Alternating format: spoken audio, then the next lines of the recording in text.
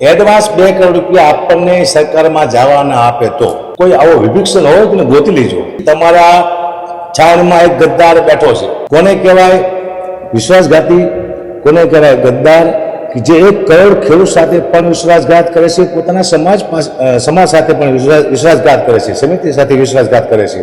25 કરોડ રૂપિયાની માંગ કરવાની છે આપણે. ખેડૂતોનો બિઝનેસ, ખેડૂતનો ધંધો થઈ જાય છે. આટલા ટાઈમથી ધંધો થતો આવે છે. ખેડૂત ત્યારે રમત જ રમાય છે.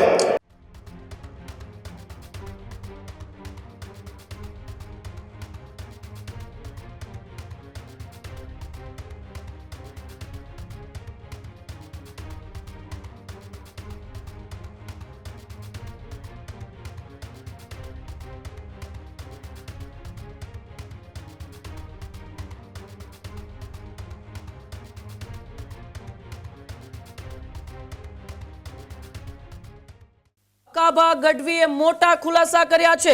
નિલેશ શેરવાડિયા સાથે વાયરલ ઓડિયો ક્લિપને લઈને હકાભા ગઢવીએ મોટા ખુલાસા કર્યા. પ્રેસ કોન્ફરન્સ કરીને હકાભા ગઢવીએ મોટા ખુલાસા કર્યા. હું સત્યની લડાઈ માટે નીકળ્યો હતો, આવી વાત હકાભાએ કરી. હું ખેડૂતો માટે બહાર આવ્યો હતો. ખેડૂત આંદોલનમાં મારો કોઈ પણ પ્રકારનો સ્વાર્થ નહોતો, આવી વાત હકાભા ગઢવીએ કરી છે.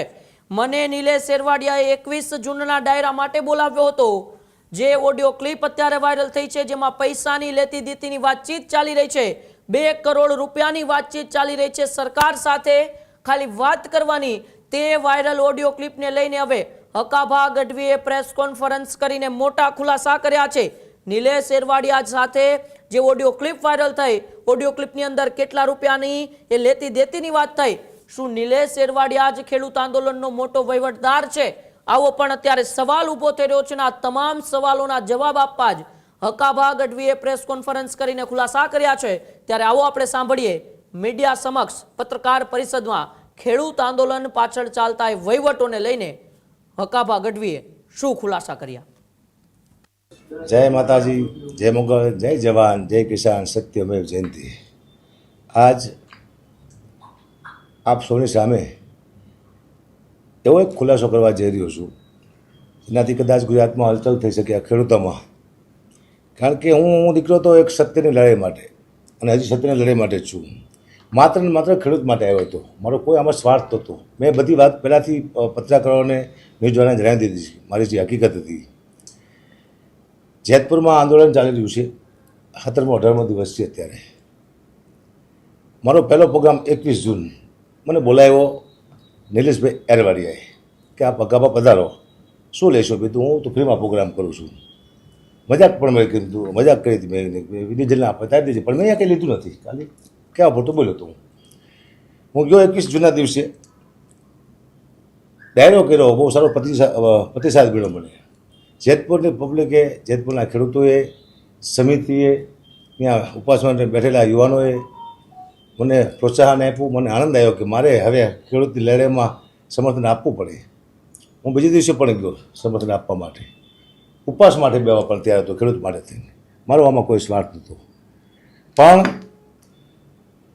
ઘણા બધાએ મને પણ સાંભળવા મળ્યું કે પક્ષમાંથી આવે છે, બીજેપીના માણસ ને આવું બધું. એ બરાબર છે, આવું ખરું એટલે આવું સાંભળવા પડે જ તે. હું નિસ્વાર્થ આવ્યો હતો. કારણ કે કોઈનું કહેવું એવું છે કે જેતપુરમાં આંદોલન છે એ હકાભા ખસી ગયા છે, આંદોલન લીખવાની વાતો કરે છે. આવી મને વાતો મળી. એવું કશું છે નહીં.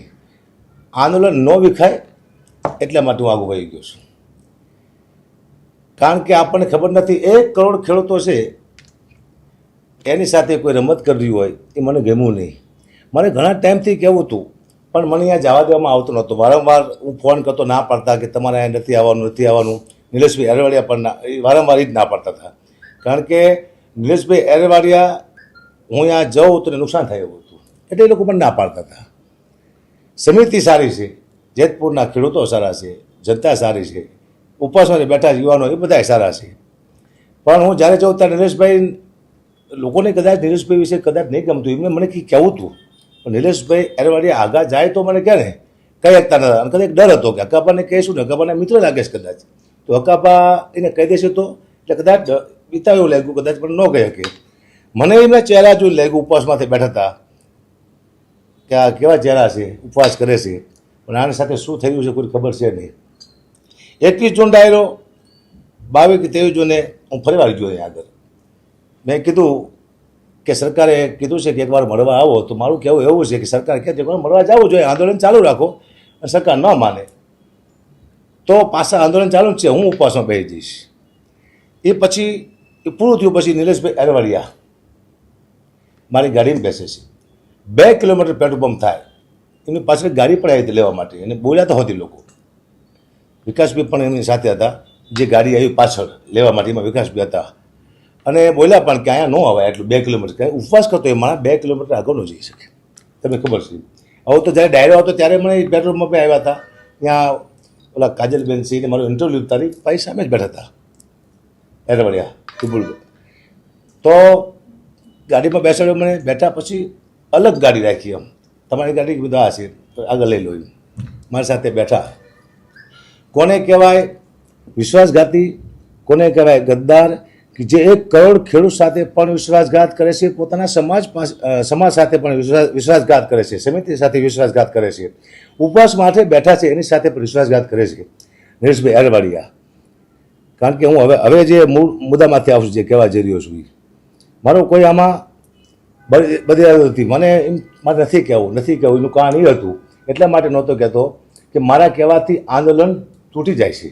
લોકોને એવું લાગતું હતું કે હકાપા હટી ગયા છે, કોઈ પક્ષના માણસ છે, એટલા માટે હું નહોતો કહેતો આંદોલન તૂટશે. એકવાર સરકારનો નિર્ણય આવી જાય, નિર્ણય પછી હું કહું, એટલે મને સંતોષ થાય કે મારો આત્મા મને સુવા નથી દેતો અઠવાડિયાથી, ત્યારે હું આ શું જોઈ રહ્યો છું. એ જે દિવસે હું ગયો એ પતિ પૈતું ઉપવાસની વાત કરી અને નીકળ્યા અમે. નરેશભાઈ મારી ગાડીમાં બેઠા, બધાએ જોયું. એ વારંવાર 2 વખત મારી ગાડી બેઠા, બધા જોતા થઈ. ગાડીમાં બેઠા એટલે આગળ લઈ જઈને મેં કીધું કે નરેશભાઈ હવે સરકારે બોલાવે છે તો આપણે જવું જોઈએ એક વખત, પછી આપણે ના પાડે તો આંદોલન ચાલુ જ છે. એ ભાઈએ કીધું મને નિલેશભાઈ અરવડિયાએ, એમાં આપણને શું મળે? તા હું સ્ટપ થઈ ગયો કે મેં તો આવું વિચાર્યું પણ નહોતું. હું તો 1 કરોડ ખેડૂતની મદદ માટે આવ્યો હતો, મારો કોઈ સ્વાર્થ નથી. ને હું આજે કહું છું ને પ્રૂફ આપવા જઈ રહ્યો છું આપ સૌને. આપણને શું મળે? એટલે અચાનક હું બેઠલો, મેં શું જોતું છે આપણે, મને ખબર ન પડી ગઈ. મેં તમે કહો એટલે ખ્યાલ આવે કે તમે જો કોઈ સરકારમાં તમને રોકતી હોય ગુબા તો વાત કરો, કારણ કે અહીંયા બધાય ખૂટી ગયેલા છે. હકીકતમાં સમિતિ સારી છે, કોઈ ખોટા નથી.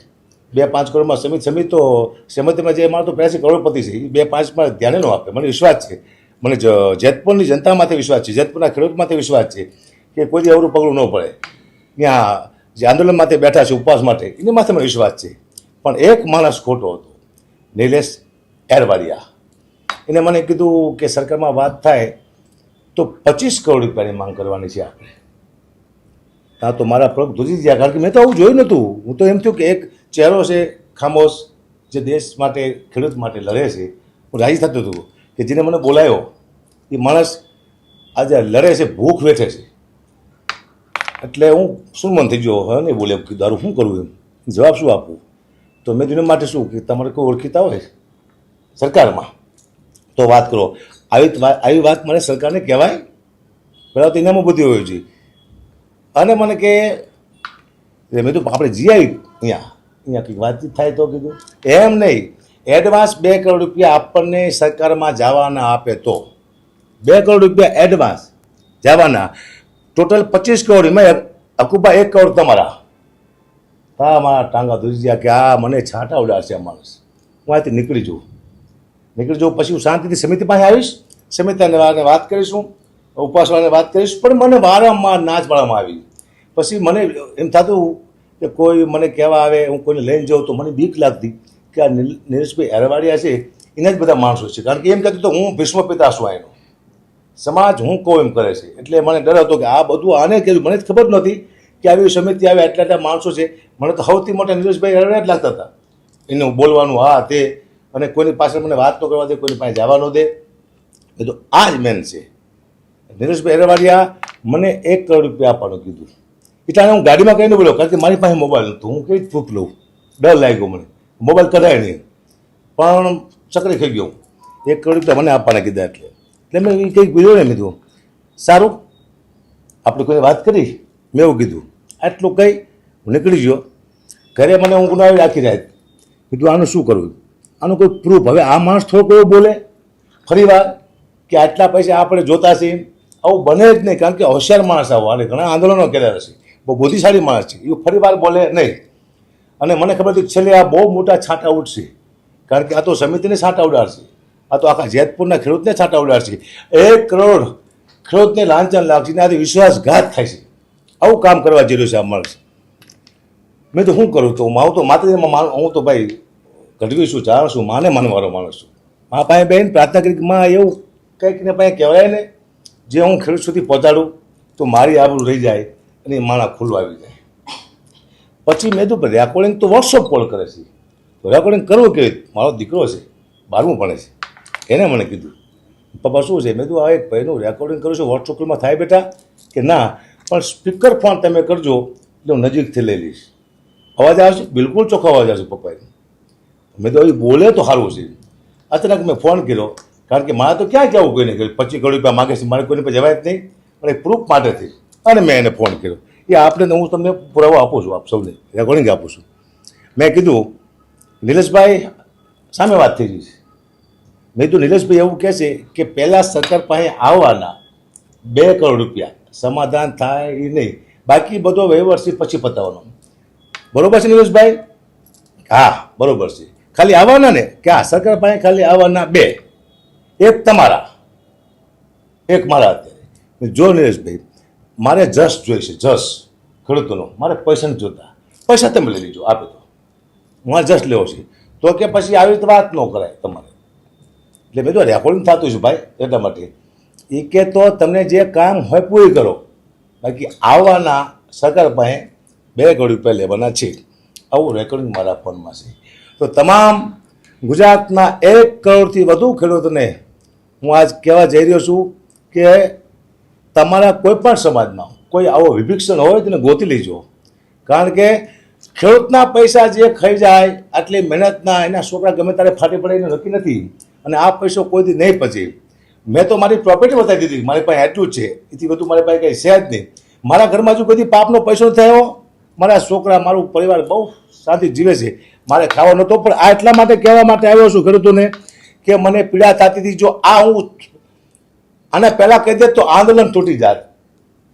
અને કારણ કે એટલી મહેનતથી જેતપુર વાળે આંદોલન કર્યું છે, સમિતિ એટલી મહેનત કરે છે, એટલા ઉપવાસમાં તે બેઠા છે, એટલા ભૂખ્યા રહે છે, પણ આ વ્યક્તિ ભૂખ્યો નહોતો રહેતો. મેં જ્યારે ઉપવાસનું કીધું ત્યારે મને એમ કીધું હતું કે કુબા ચિંતા ના કરતો, ઉપવાસમાં બેવાનું થાય તો હું સાઈડમાં તમને પરોઠા ખવડાવી દઈશ. હા, ખેડૂતોનો પણ આમાં જેતપુરના ખેડૂતો સમિતિ બધા નિર્દોષ છે પાકા પાયે. કારણ કે મારીને મળવું તો જો એકવાર મળે, મેં ઘણી ટકોર કરીશ ન્યૂઝ દ્વારા કે મારી પાસે ઘણા પુરાવા છે. આમ કરતા જો કીધું કોઈ સમિતિના માણસો મારી પાસે આવે ને તો એને કહી દઉં. અને અહીંયા જવામાં બીક લાગતી હતી. આ મેન ભીષ્મ પિતા છે, આપણને થાપ અહીંયા ખવાઈ દઈશે. કોઈ મળવા નહીં દે ને, કદાચ કે ઓલું ભરાશે તો આપણે ફસી જઈશું. મુદ્દો આ હતો ટૂંકમાં ખેડૂતોને હતો. અને અત્યાર સુધી ઘણા બધા આંદોલન કર્યા છે ને ઘણા બધા પૈસા ખાધા છે લોકોના નામે. એની પાસે લગભગ કંઈ હશે નહીં. હું તો માતીને પ્રાર્થના કરું કંઈ નહીં હોય, આવું કરતીની પાસે કંઈ હોય જ નહીં.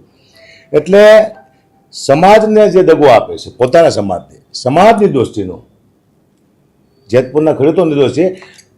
1 કરોડથી વધુ ખેડૂતો એની આરે વિશ્વાસઘાત થયો છે. આવા જો ખરાબ માણસો આપણા પાસે હશે તો એની માથે કોણ વિશ્વાસ કરશે? એટલે હું જે રેકોર્ડિંગ આપવા જઈ રહ્યો છું ને ખેડૂતને વિનંતી કરું કે એટલા માટે મેં ન કીધું એ ટાણે. જો કોઈ પક્ષમાં હોત તો આંદોલન બગાડી શકે હતું. હું સરકારના નિર્ણયની વાત જોડતો. મેં તો એક વખત સરકાર નિર્ણય કરે, અને હું અમદાવાદ આવતો તો મારી ગાડીને સર્વિસમાં આપવા હતી, અને ઓલું એડબ્લું થઈ ગયું હતું એટલે આવતો હતો ને મેં વચમાં સમાચાર સાંભળ્યા આ કે હા એવું કંઈ થયું છે કે સરકારે નિર્ણય બહુ મોટો લીધો. એટલે મને ખેડૂતોના બહુ ફોન આવ્યા કે હકુબા તમે વિજય થઈ ગયા, આપણે વિજય થઈ ગયા. શું થયું? ખેડૂતે બહુ મોટો નિર્ણય લીધો છે ખેડૂત માટે, સરકારે રાજી થયો. પછી મને થયું કે હવે નિર્ણય લીધો છે, હવે જેતપુરનું આંદોલન બગડશે નહીં. એટલા માટે થઈ અને આજ હું અહીંયા આવ્યો છું કે એકવાર સત્ય કહી દો તો મને ઊંઘ આવશે. મને ખાવું નથી ભાવતું. મને એમ હોત કીધું હતું કે મારી પાસે અમારા સમાજના 2000 છોકરા છે કુબા, તમને કદાચ રેકોર્ડિંગ ડાઉટ પડ્યો હતો, એટલા માટે મને આવવા દેતો હતો કે રેકોર્ડિંગ થયો, કદાચ ડાઉટ પડ્યો હતો કે અમે પરિવાર સુધી પહોંચી જઈશ. આવું કીધું હતું મને. અમારી પાસે સમાજના કોઈ સમાજના છોકરા ન હોય, કોઈ સમાજ ગાંડો નથી કે તમારા જેવા ગદ્દાર સાથે કોઈ સમાજ રહે, કોઈ મિત્ર રહે, કોઈ દિવસ ન રહે. મને વિશ્વાસ છે. હું નિખાલસ આવ્યો હતો, હું કોઈ પક્ષમાં છું નહીં એ સાબિત કરવા માટે, કારણ કે મને થોડાક છાંટા વીડ્યા, મારી માથે આરોપ આવ્યા. જ્યારે હું ખેડૂતના આંદોલનમાં ગયો ત્યારે મારી વાહ થવા માંડી હતી. પહેલા દિવસે બહુ રાજી થયો તો મને જુસ્સો આવી ગયો, મને પાવર આવી ગયો હતી. એટલા માટે હું ખેડૂતના સમર્થનમાં આવ્યો કે આટલા બધા ખેડૂતોનો સાથ છે મારી સાથે. અને હજી મારો ફોન હેક થઈ જાય એટલા ખેડૂતના ફોન આવે છે આ આંદોલન ચાલતું ત્યારે, કગુભા તમે લડો છો, રાજી થયા, આ છે તે છે. છેલ્લે હમણાં ભાવનગરના ખેડૂતનો ફોન આવ્યો, માલધારી સમાજનો, કગુભા અમે તમારી સાથે જ ગમે ત્યારે કહેજો, અમે આવી જઈશું. આટલા ખેડૂતનો વિશ્વાસ હું કેમ તોડી શકું? મેં ખાલી એને બોલાવવા માટે આ રેકોર્ડિંગનો ઉપયોગ કર્યો, કારણ કે આ સત્ય બતાવવું જરૂરી છે ને કે આવા નવા કંઈક આંદોલનમાં આવા સમાજમાં જો કોઈ વિભિક્ષ રહેશે તો આંદોલનનું પૂરું કરી નાખશે. ખેડૂત હારે ગદ્દારી થાય છે, આવો તો ઘણા આંદોલન થાય છે, એમાં લોકો સાથે વિશ્વાસઘાત થાય છે. જેના સાથે વિશ્વાસઘાત કરે એ માણસને સજા થવી જોઈએ, આટલી મને ખબર પડે. બીજી વાત એ કરું કે અકાબા ગઢવી ખેડૂત માટે લડવા માટે આવ્યા છે. આજીવન હું તમારી સાથે છું, આજીવન લડીશ. પરિણામ ગમે આવે. વિચાર કરો, મારી પાસે અત્યારે કોઈ સેફ્ટી નથી, હું એકલો નહીં કરવાનો છું. તો મેં પહેલાં નક્કી કરી લીધું મારે મરવાનું છે. સીધો હું તમારી સામે નથી આવ્યો. માણસ જ્યારે કોઈ એવી વાત કરવા જાય નુકસાનની કોઈ થતું એવી, ત્યારે મેં તો પહેલાં કીધું હું મરવા જ આવ્યો છું, મારે મરી જવાનું છે, તો જ હું આવ્યો હોય આ દુનિયામાં. અને મેં હાજર નક્કી કરી લીધું કે આનું પરિણામ જે આવે. મેં ખેડૂત માટે બહુ વિનંતી કરી છે સરકારને કે ન્યાય આપો, અને સારા સમાચાર મેં સાંભળ્યા તો હું સરકારનો ધન્યવાદ પણ કરું છું કે બહુ સારો નિર્ણય લીધો છે.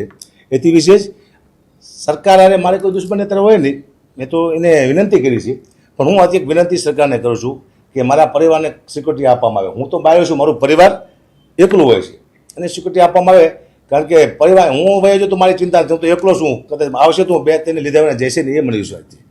પણ મારા પરિવારને તકલીફ ન પડે એના માટે સરકારને વિનંતી કરું છું કે આપ ચોક્કસ મદદ કરજો. જેતપુર ગામમાં મને બહુ પ્રેમ ભર્યો લાગણી મળી. મેં આજે અમુક ન્યૂઝમાં બોલ્યો છું, થોડુંક ઉતાવળું આ તે, એ માત્ર તે ખેડૂતમાંથી કોઈ મારી પાસે આવે જેતપુરના, અથવા કોઈ સમિતિવાળા આવે, અથવા કોઈ એનો મેન આગેવાન આવે, તો હું એને કહી શકું કે તમારા છાવણીમાં એક ગદ્દાર બેઠો છે, અને એના હિસાબે તમારું આખું આંદોલન બદનામ થઈ જાય છે. પણ એવું ન થયું. સરકારનો નિર્ણય આવ્યો પછી આજ મેં આ પ્રેસ કોન્ફરન્સ કરી. એટલે ફરીવાર ક્યાંય મારી ભૂલચૂક હોય, જેતપુરમાં તો કંઈ ખામી છે નહીં. સમિતિના માણસો અદભુત છે, સારા છે, આગેવાનો સારા છે, ખેડૂતો સારા છે. એથી વિશેષ જે ઉપવાસ માથે બેસે છે બધા કમ્પ્લેટ છે. આ તો એમ કહેતો હતો હું તો હકબા બે પેક માર લો, પેક મારે એટલે ભૂખ લાગે, ખાવું તો પડે જ તે. એટલે આનું નાર્કો ટેસ્ટિંગ કરે ને તો ખબર પડી જાય કે શું કરે છે માણસ. આવા માણસની આંદોલનમાં ક્યાંય જરૂર છે નહીં. હવે પછી આપ સૌ ખેડૂતોને વિનંતી કે કોઈ પણ તમે નેતા બનાવો, આગેવાન બનાવો, પૂરી ચકાસણી કરજો. એની માથે કેમેરા રાખજો, કેમેરામાંથી બીજા 5 માણસ રાખજો. ક્યાં જાય છે, ક્યાં ખાય છે, શું વાત કરે છે, કોની સાથે વાત કરે છે, આ બધું જાણવું જરૂરી છે. ને કે આપણો ખેડૂતોનો બિઝનેસ, ખેડૂતનો ધંધો થઈ જાય છે. આટલા ટાઈમથી ધંધો થતો આવે છે ખેડૂત હારે રમત જ રમાય છે. આ તો આ જ ખબર પડી કે આવા પણ અમુક માણસો હોય છે જે ખેડૂતોને વિશ્વાસઘાત કરે છે. તે ગુજરાતના તમામ ખેડૂતોને વિનંતી, હવે પછી કોઈ આગેવાન ચૂનો તો ખાસ ધ્યાન રાખજો. અને આપ સૌને વિનંતી, ક્યાંય મારી ખેડૂતમાં આટલા મેં ન્યૂઝ આપ્યા છે, ક્યાંય મારી ભૂલ થઈ તો આપ સૌ પાસે ક્ષમા માગું છું. ક્યાંક બોલવામાં મારી ભૂલ થઈ હોય કે ઉતાવળું બોલી ગયો હોય તો ખેડૂતોને પણ ક્ષમા માગું છું. હું માત્ર ખેડૂત માટે આવ્યો છું. મારો ધંધો, મારી પ્રતિષ્ઠા, મારું જીવન, મારું પરિવાર, આ બધું સાહેબ હું દાવ માથે લગાડી અને તમારે ખેડૂત માટે આવ્યો. આવા માણસોને હું ભાડું તો મને પીડા થાય કે ન થાય, મારે બોલવું પડે. કારણ કે મને ઊંઘ નથી આવતી. ખાવું એક જ મારી સાથે 8 દિવસ કાળિયા સમાજમાંથી આવે છે, કાળિયા સમાજમાંથી પ્રકાશજી જાદવ, એ 8 દિવસ મારી સાથે રહ્યો, બાકી કોઈ મારી સાથે નહોતું. કારણ કે લોકો ડરતા હતા ફોન કરતા. એક મારો સમાજ આવ્યો હતો, ચારણ સમાજ, કે તમને અગાઉ સમર્થન આપી દીધું, નહીં તમે ખેડૂત તરીકે આવો. કારણ કે આમાં છાંટા ઉડવાની બીક તો મને લાગે છે, તો મને ઉડે તો મારા સમાજને છાંટા ઉડે એવું મારે કરવું છે નહીં. તમે ખેડૂત તરીકે આવજો, મારા સમર્થનમાં કોઈ ના આવશો. એટલે સમાજને બચાવવા માટે મેં બચાવી લીધો કે આ છાંટા સમાજને પણ ઉડે હતી. કોઈ સમાજ મારો સમર્થનમાં આવ્યો નથી, મારા મેં જ ના પાડી હતી. એટલે આપ સૌને વિનંતી, ક્યાંય ભૂલચૂક હોય તો આપ ક્ષમા કરજો. ખેડૂત માટે લડ્યો તો આજીવન લડતો રહીશ. અને મારો વિષય છે પ્રોગ્રામનો, તો પ્રોગ્રામ હું બધાય ના કરીશ. આ તમને કહી દઉં છું, મને પૈસા આપશે એના હું પ્રોગ્રામ કરીશ. મારો ધંધો છે, પ્રોગ્રામ નહીં આવે તો કંઈ વાંધો નહીં. હવે તો ડર પણ લાગશે, ક્યાંય જવાનો આ તે કોઈ આપણે દગો કરી જાય આવો બધો પ્રોગ્રામ આવે કે ન આવે પણ આવશે તો બધાને કરીશ. કોઈ પણ પક્ષ છે, કોઈ પણ પક્ષ છે, કોઈ પણ પક્ષ મને પૈસા આપશે તો પ્રોગ્રામ કરીશ. આપશો એમાં વાંધો કોઈ ના ઉઠાવતા, એટલે કે મારો ધંધો વિખી જાય છે. કારણ કે હું જ્યારે પણ ખેડૂત બોલાવશે ત્યારે હું આવીને ઊભો રહીશ, એને માટે લડીશ અને સમર્થન આપીશ, સકા સુધીની વાત પહોંચાડીશ. એથી વિશેષ આગેવાનો હશે એનું પૂછપરછ કરી તમે શું કરો છો, આ મારી ફરજમાં આવે છે, મારે આગેવાન નથી બનવું, મારે નેતા નથી બનવું, મારે રાજકારણમાંથી આવવું. હજી તમને કહું છું કે જેથી હકાબા ઘડીને રાજકારણમાં ભાડો તેથી કપડાં કાઢીને મારતું રોડમાંથી. કારણ કે 52 વર્ષે રાજકારણમાં આવવાનું હોય, નીકળવાનું હોય છે. મને 52 વર્ષ થયા, હવે આવવાનું હોય, 52 વર્ષે બહાર નીકળવાનું હોય તો આ તમારા મગજમાંથી કાઢી નાખજો. હું કોઈ પક્ષમાં નથી, હું નિષ્પક્ષ છું. હવે તો કેટલો તમને પુરાવા આપું. આ એક મેન પુરાવો આ છે, એક સમાજમાં એક ખેડૂતમાં કોઈ ગદ્દાર નીકળ્યો હોય તો નિલેશ એરવાડિયા, જેને મને દુઃખ લાગે છે. એટલે આપ સૌને વિનંતી કે આ વ્યક્તિને દૂર રાખજો. હું રેકોર્ડિંગ આપું છું જે મારી સાથે વાત કરે છે. 2 કરોડ આ 25 કરોડની વાત તો એમાં નથી, ખાલી આવવાના 2 કરોડ સરકાર પાસે આવવાના 2 કરોડ રૂપિયા, પછી બીજો વહીવટ કરવાનો. આવું મેં કીધું 2 કરોડ રૂપિયાની મેં વાત કરી છે કે બરોબર છે. મેં કીધું આવવાના 2 કરોડ રૂપિયા, હા આવવાના 2. બીજી વાત પછી એમ કીધું કે તમને કામ હોય એ તમે કરો. એને ડાઉટ પડે રેકોર્ડિંગ થાય એવું તો કામ હોય એટલે કયું કામ, આ જ કામ હોય તું મને ક્યાંકથી પૈસા અપાવો. આટલી ભૂખ હોય તો આંદોલનમાં આવાય નહીં. જય માતાજી, જય મોગલ.